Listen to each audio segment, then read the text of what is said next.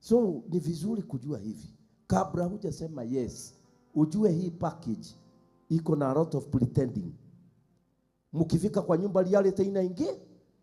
Nakuta kama mdada kale kwanza hii mdada tulebo tu wote. Tempa iko wapi? Manoki.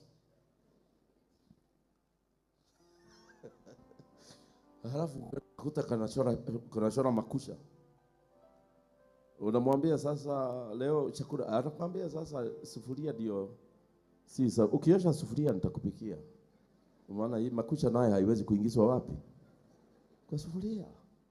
So kuna ndugu mwingine alioa mwanamke mzuri sana, msichana mzuri, nafanya kazi mzuri. Hata yeye ndiye alinunua nyumba ile waliingia baada ya kuoana. Hata mimi nilikuwa na mwaini college. Aingie kwa hiyo nyumba ama anipatie mimi niingie. Akaingia. Nyumba mzuri iko na kila kitu. Msichana anafanya kazi inaleta pesa. Lakini habari ya kupika naye ndugu na unajua wanawake ndio wanatuharibia kwa harusi. Wanaiba wakati wa reception. Sasa umepata morugeli. Sasa umepata mtu wa kukupikia.